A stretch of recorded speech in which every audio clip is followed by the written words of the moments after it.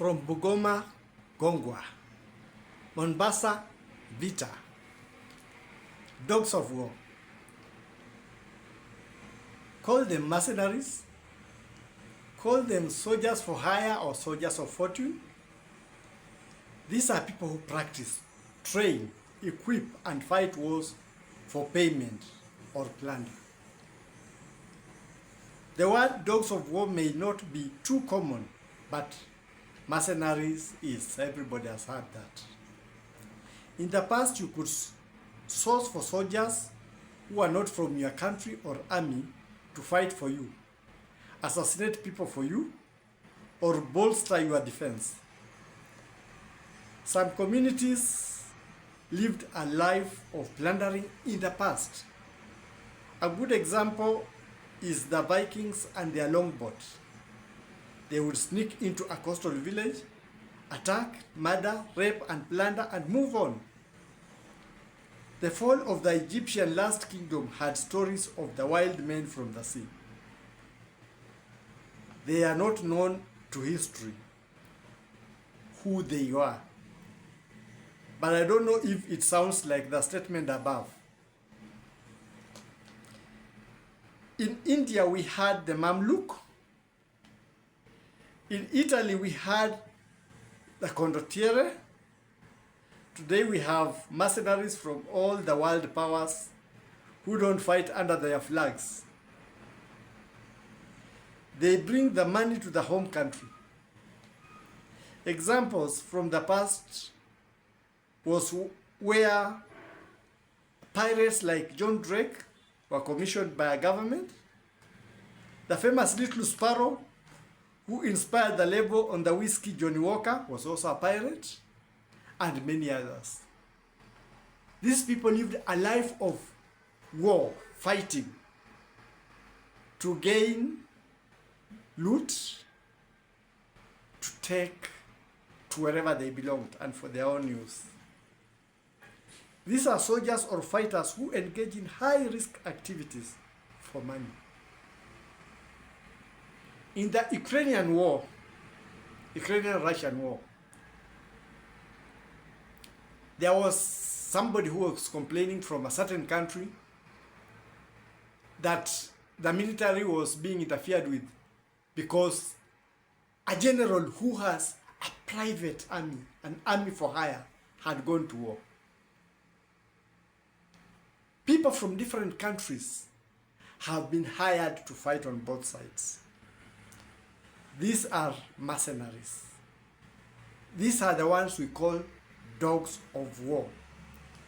They form companies that have former soldiers, retired, or trained groups that go out and fight so that they get money. It's not only good for them, it's good for the ammunition and armament industry. They make a lot of money that way. So what happens when these people don't have work anymore? They'll create rebels in states. They will create instability in states so that the dogs of war can go to war, make money. If not make money, topple governments so they can get the loot, the resources, the money, and all those things after the war. It has been known that world wars, I just came across some video some time back that was saying some people, some family funded the First World War and the Second World War, and they funded both sides. So if you win, you pay. You win, you pay. So this kind of people don't have a permanent friend. It is business. War is business. Mercenaries are business. And no country is accountable for them. Because you go to any country, that should be a crook from our country. We shall try to do anything that we can do to getting. They all have crooks. And some people are even stolen from countries that the countries themselves do not know. They realize their people have gone to be mercenaries. So, what are people supposed to do? If you have security forces, those who retire, ensure that you maintain them and you do something for them so that they don't fall into temptation of going out. When there is instability in any country, check out first, is it an internal problem or are the dogs of war preparing to make profit out of you?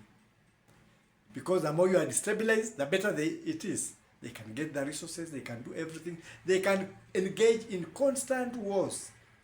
Look at some countries which have in the Middle East, in Africa, South America, Asia.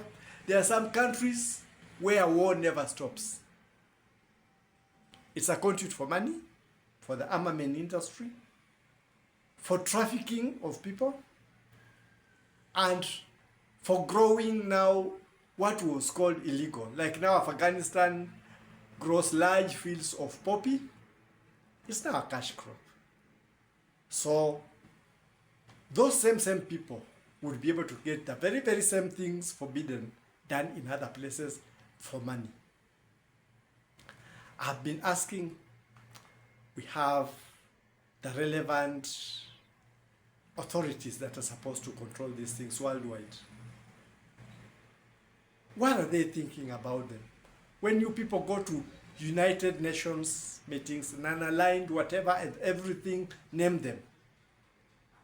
Do people ever consider that? That most of the instability in the world is not even caused by people rising against their government. It's not even caused by a government fighting against government. It's caused by these people who call themselves the dogs of war. So for leaders around the world, keep your eyes open. For the organs of the United Nations, institute things that can be able to curtail such a things from happening. Because the world is suffering. And many countries that pretend to be condemning are funding. Because the dogs of war don't have their armament factories. For certain weapons to be sent, there have to be certificates of countries that are buying them. They are fake certificates. Or some countries, generals are made even to purchase things through their country, sneak them out for profit. So as we look at the world, let's also look at ourselves. How do we control ourselves in our military places, in our armament places? The countries that are producing arms, are you selling to countries or purported countries? Because it's very amazing. You will find rebel groups with warplanes, rebel groups with tanks. A tank is not something that somebody will buy and hide in places, and a tank is a machine that is not usable anywhere. That is a war machine. So if it's not being imported by a country, how do these tanks get to rebels? You find people who are professionally trained. They fight well. They train in some countries. Which countries are these? Because to wage a war against any country or any organized military formation, you have to have a trained and well-armed military formation also. So the United Nations and other countries of the world look at this problem. Do not take things for granted, because it's eating into societies, it's eating into the growth of lifestyles and economies of the country. Some are getting rich out of this, some are getting poorer, and they can never rise again. So, citizens of countries, look into your own countries. You are the first stop in the safety of your countries. Governments of the countries, your own countries. Governments of the world have a unitary thing that can keep the dogs of war out of operation so that we may maintain peace. Let countries, armament factories send arms to other countries. That's my take for now.